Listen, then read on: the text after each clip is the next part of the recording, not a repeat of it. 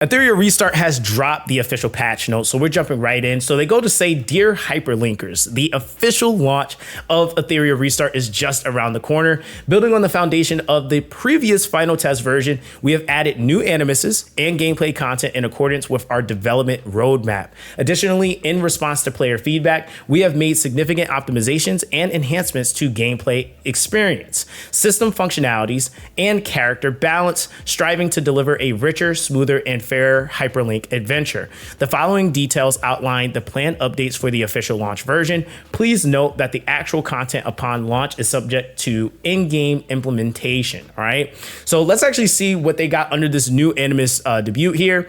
So it says this update introduces two new Animuses to the permanent summon pool. The very first one here is the elusive and unpredictable the Miss Fairy, the new SSR tier Animus, Riddle Encyclopedia Mio. Oh my God, her name is long. And she's a constant attribute. So it goes to say a quirky and mischievous apprentice in the Union, sometimes spoiled and willful. She yearns to make her first friend. Role, she is a control-focused Animus specializing in freeze instilling turn meter mechanics. Now, we, of course, were able to see this character a little bit in action in the last Hyperlink talk.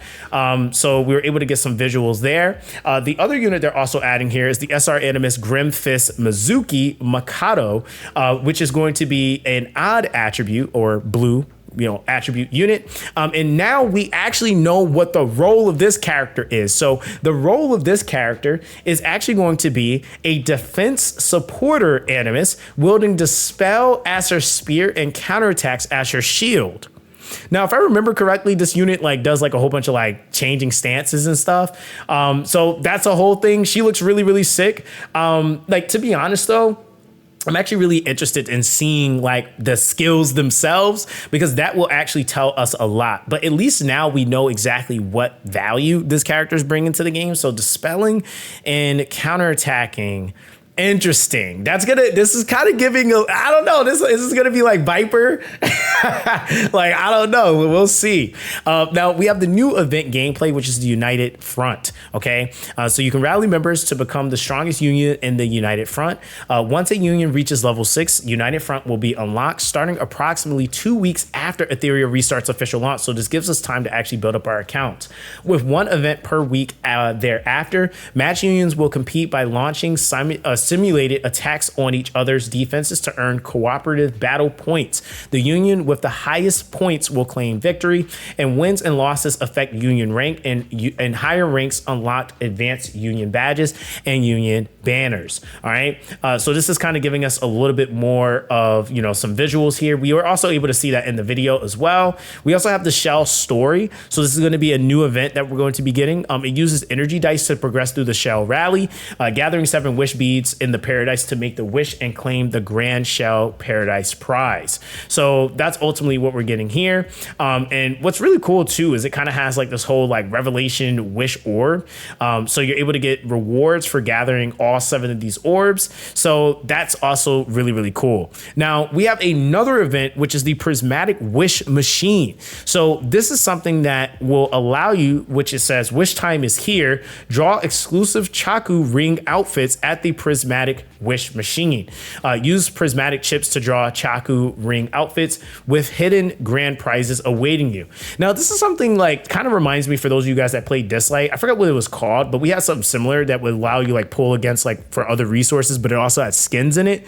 It's kind of like a gumball machine. This is kind of replicating that. Now, if this currency is going to be free to play accessible, maybe so. It says it has a token shop, so I would think this would be, but I would definitely say we're going to have to wait and see, because nothing is actually guaranteeing that. Now, this is a crazy thing that I was like, dude, we got to talk about it. Okay. So what we have going on, this is the surprise. The big surprise is a limited time up pool exclusive event page is now open. So during the featured Animus limited time up period, a dedicated event page will appear under event where players can purchase exclusive bundles, and the corresponding Animus's limited time skins will also be available. Now, there's two characters being shown here. One is Ho-Yan. So she's coming back into the game, probably with a vengeance. And then there's another Animus being shown here, Holden. Now, what's really cool is obviously they're from the same faction. They got the same wing vibes,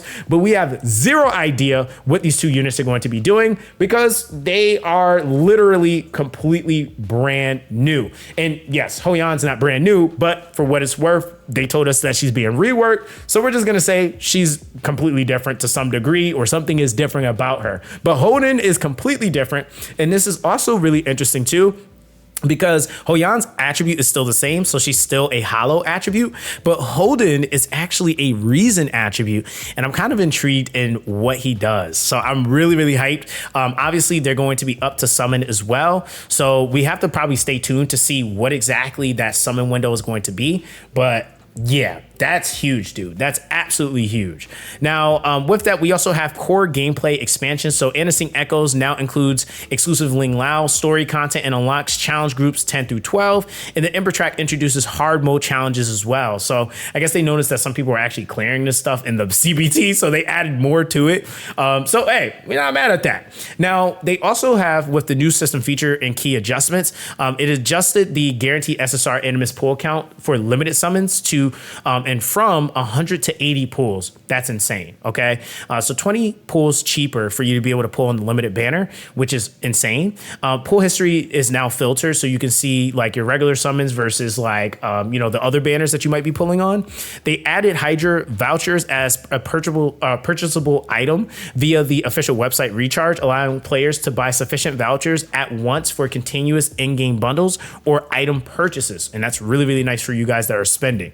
Now, they added region protection period for Summit Arena for those that didn't catch that news. So we won't be, matching up with people that have like, earlier resets than us. So that's a really, really big thing. And then they added a ban protect mechanism for Summit Arena where matches where both players who are Diamond 1 rank enable pre-ban of one Animus and ban protect for a third Animus. So that is when that is going to be playing a factor. I know a lot of players are wondering, when is that going to kick in? It is going to be at Diamond 1 rank. Okay. So with this, they added attribute bonus preview for Animus Ascension. They added an early exit settlement for the rules for Infinity Train. They added a whole bunch of other things here as well. They did some appearance and outfit adjustments too. With these, is going to be, changing some of the avatars. It's going to be configuring the hidden styles in the wardrobe, which I think is coming with that Chiaku ring outfit thing. And they also adjusted some of the models for the protagonists' cozy outfits, etc.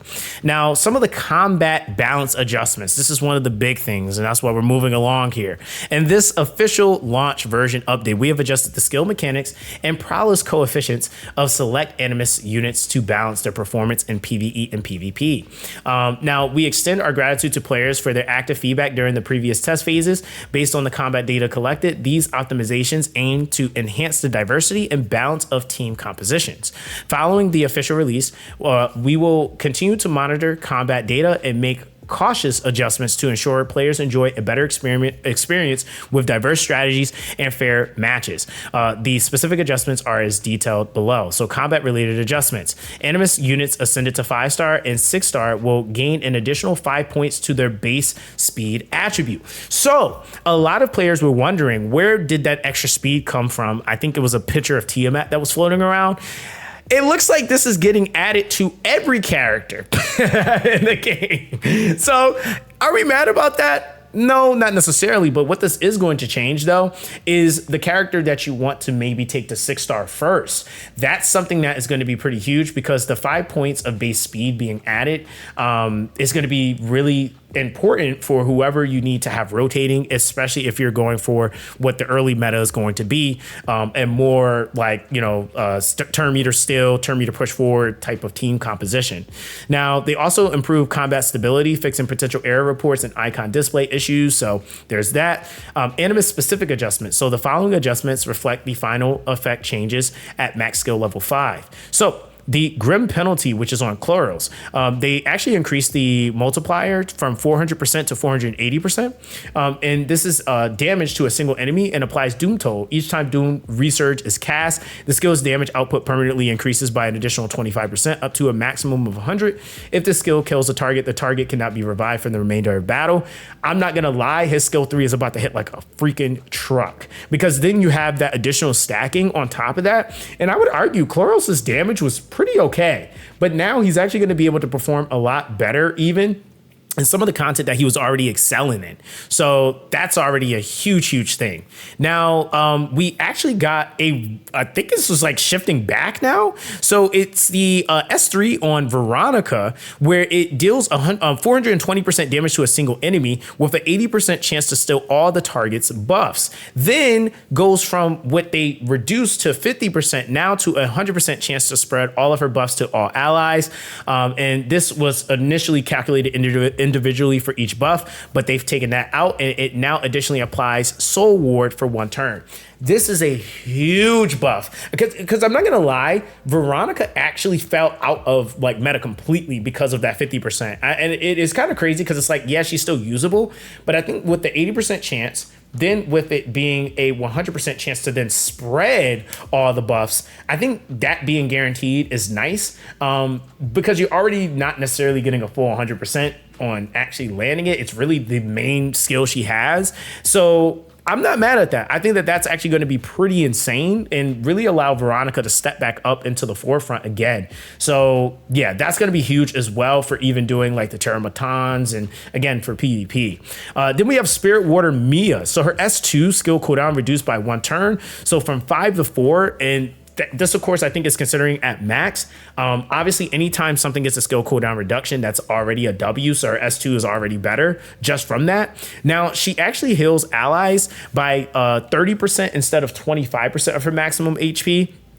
That's actually like really good for her too, because I think if I remember correctly, Ling Lao, I think is at about, I can't remember if it was, I think she's like 14%, but then she gains like an additional 20% up to 60% per buff that's on, I think it's the targets that she's healing. So that's something that like kind of makes up for that too, to help her out with the healing portion. That extra 5% is going to be really nice.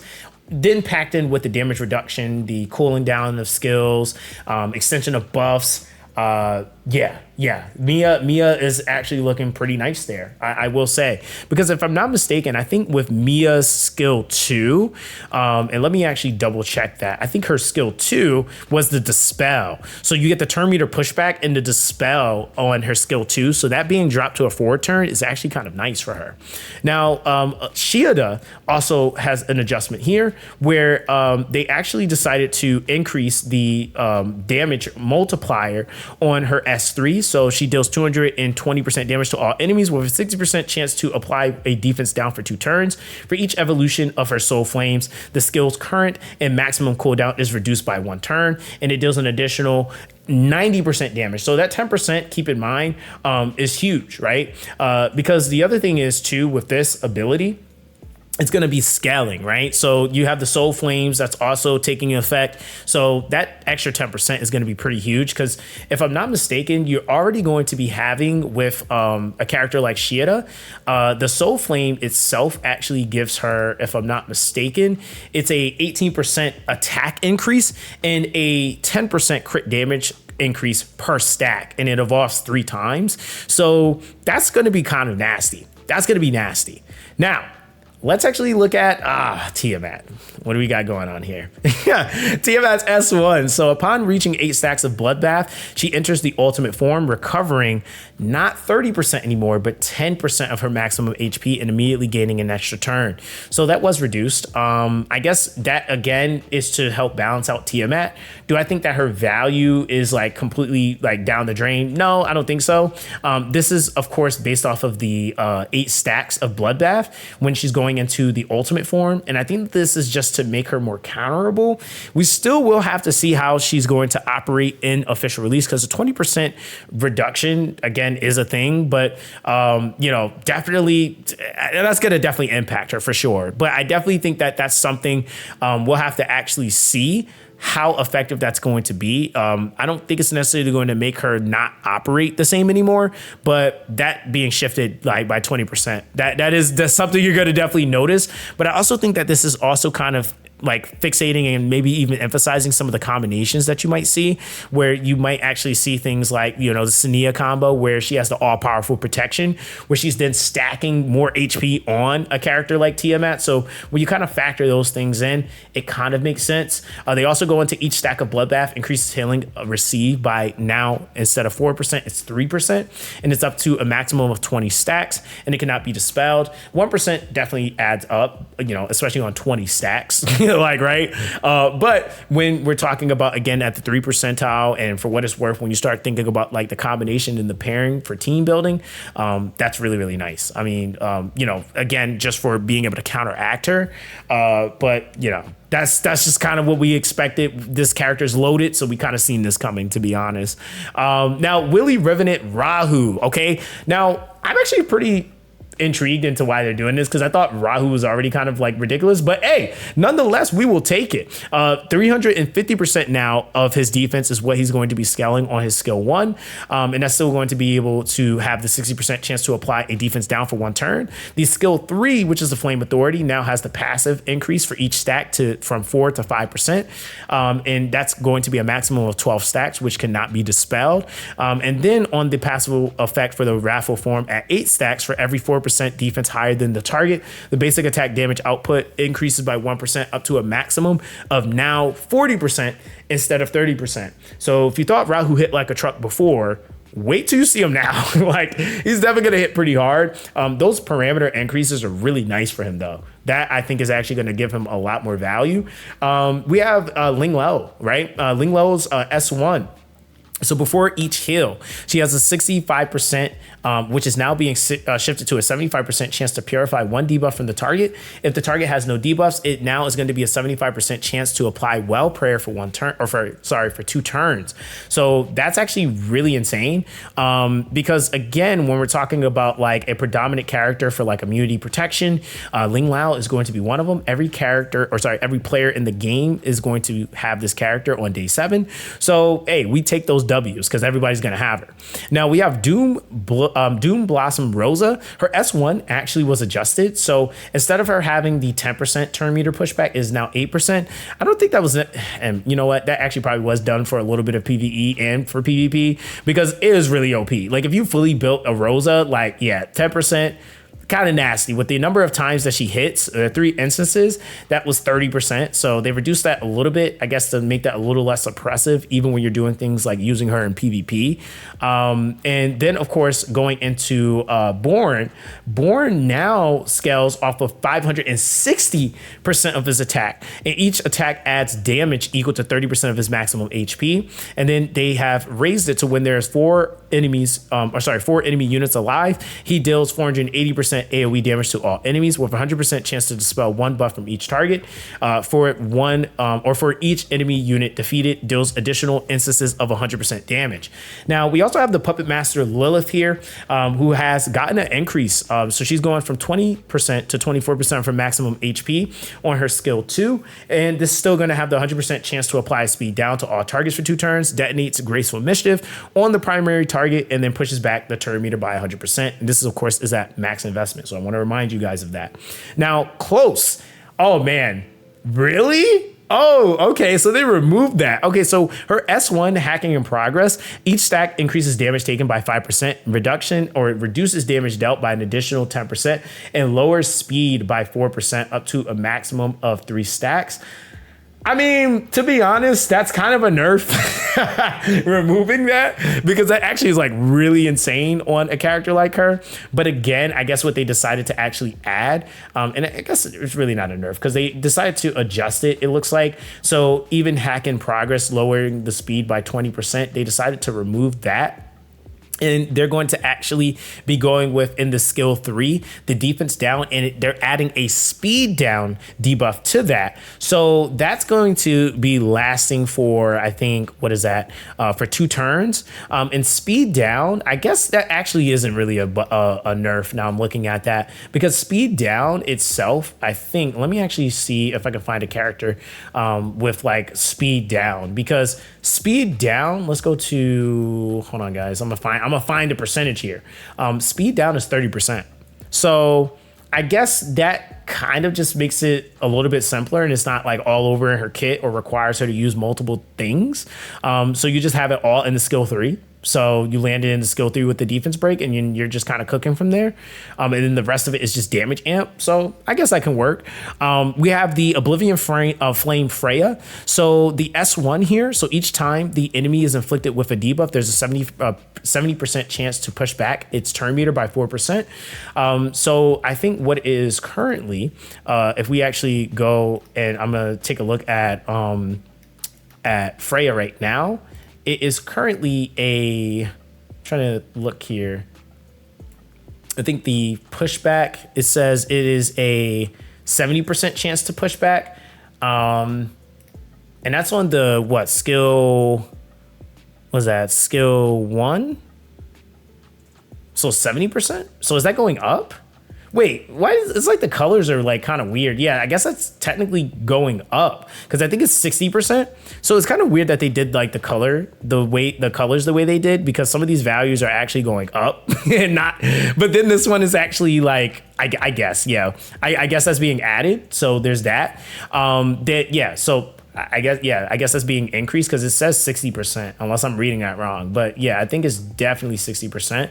Unless I'm reading that completely wrong, which I doubt I am. So yeah, there's that, right? Now we also have the turn dot. Turn dot's now going to have her chance to push back the target's turn meter, decrease from 30% to 25%. So that is a reduction.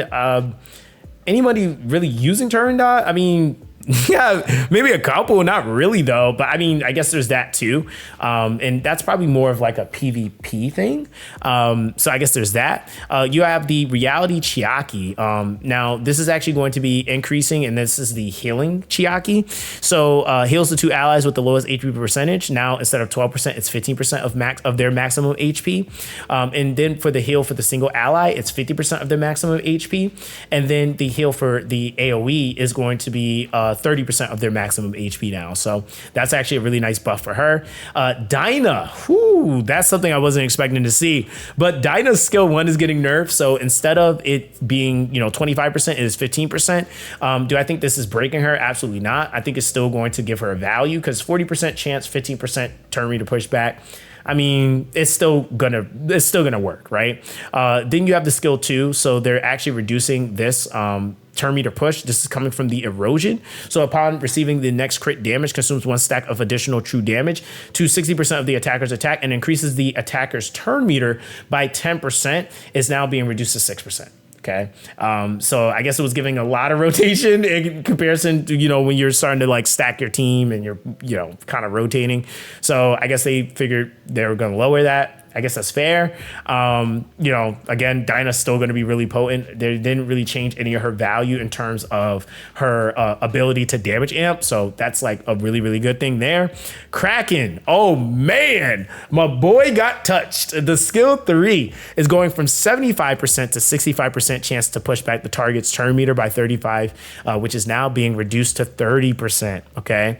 And then there's also a 60% now being reduced to 50% chance to apply freeze for 1 turn. If the target's turn meter is fully depleted after the pushback, the freeze probability is increased to 100%. Okay, so there's that, right? They touched him. They got him. They got him, guys. They got him. He's too good. Do I think that that's going to break him? No. I think he's still going to be quite effective, but it is definitely going to give you a little bit more of a chance to not be oppressed by him. So I think that that's kind of fair. Then we have Sia here. Okay, Sia, again, a really, really strong unit. Now having her HP or healing equal to 14% of her maximum HP instead of 16% now, which is, kind of a thing as well. From there, we're going to have, and hold on, let me actually see this real quick. just to make sure. Okay, yeah. So it's 16 to 14%. Okay, and then additionally, for every 1% of HP loss, her healing effect increases by now 0.6%. So they reduced that further. So I guess they still felt like she was like oppressive to some degree, which again, technically she kind of was. Like some of the guys in like top arena were like definitely soloing people. Shout out to True Evil for that, because my God, I was like, okay, wow, out here with the solo Sanias. But they also fixed an issue where Sania could still trigger passive healing under stun, freeze, petrify, or slumber. So if that was something you were noticing wasn't affecting her, it's supposed to. So there is that. We knew this was coming. We knew this was coming, y'all. The turn meter is still in the S1, way too good at 50% chance. They reduced it to 40% chance, and instead of 25%, it's 15%. They are not letting you guys abuse that, but we kind of figured that was happening. The skill 3 also got touched as well. So instead of 50% on the pushback, it is now 40%. Is Marvel still going to be really good? Yes. The only thing, though, I think that's kind of hurting him here in comparison to a lot of the other characters, which is going to have to, you're going to have to change your build on him if you want to try to get those cooldowns quicker, is his skill cooldown has been increased by 1 turn. So now he's from a 4 to a 5 turn. I think they realized he was more of like an SSR really at the end of the day. So I still feel like he's going to be a valuable SR, but they definitely lowered those values quite a bit, like for what really he was bringing to the table. I mean, you still have the speed down in the res, so there is that, but they had to do something about his oppressiveness and the turn meter pushback. For PvE, I don't think it was really so much of a thing that was like too problematic, but for PvP, for sure, right? Victor, okay? Victor's S2 passive. He's like literally able to Ooga Booga one-shot everybody. So there's kind of that, especially if you don't kill him. So for every 10% of HP loss, increases damage by now what was 15% is now being reduced to 9%. And then reduces damage taken by 6%. The S3 fixed the issue where Puppet's Fury could stack multiple shields. He was not apparently supposed to be doing that. So I know some of us was using that. I guess he wasn't supposed to be doing that. So yeah, there's that. Dorothy also got an S2 adjustment. It fixed the issue where the skill was not being cast during auto battle. So that's really nice. I guess they felt that number 41's turn meter push was too excessive. So they pushed her skill 3 from 35% to 20% and her attack up to for 2 turns. Now, I will say this, right? Like some of these adjustments, since we kind of gone over at least all the character ones, I don't feel like every character necessarily needed to be adjusted. Like I feel like number 41's value for her to be an R rarity, that 35% kind of made sense, to be honest. But I also can see in the sense of like, high rarity characters coming into the game, you don't want them to not have high value. But I will say that I feel like those types of characters just should not have been touched, really, just because of the fact that they are characters that are like really nice investment for free to plays to be able to progress in the game. But I also think that because they're bending, in certain areas in the game to make it more free to play accessible for you to get certain things, I don't think it can really be argued nearly as much, just because of the fact that you're really not going to have a hard time getting like not just the base copies of characters. They lowered the pities on everything, but they also are then giving us access to more dupes and stuff too. So I think even the argument of like, oh, we need these lower rarities kind of starts to diminish a little bit, because you are going to have so much more access in comparison to any other gacha to get some of these high rarity characters. So I mean, there's that, guys. I mean, let me know how you guys feel with some of these adjustments. Like I said, we knew a lot of these were coming. Some of them I definitely would say were pretty surprising though. Like I did not think number 41 was, for example, going to get like nerfed. I didn't really think Victor was going to get nerfed either. But yeah, those were like some of the ones. Even Dinah I didn't think was going to get nerfed, but yeah, there's that. Okay, so here we go. Next, we got the shell specific adjustments. White Fang, instead of 140%, it is now 110% on the damage for each segment that it does, or each instance of damage that it does. Artisan is going from 440% to 400% of its own defense to the main body. And of course, with that, I think That's for the scaling of the shield, because you get that like raw 700 defense added. So I can kind of see that, because Artisan is like kind of insane. Then when you pair it up with Bloodbath, yeah, I can see that getting adjusted. The Codex of Magic skills cannot have their cooldowns reduced. Now, with that, I'm assuming that means that like, wait, skills cannot have their cooldowns reduced. Like, hold on, let me see something real quick.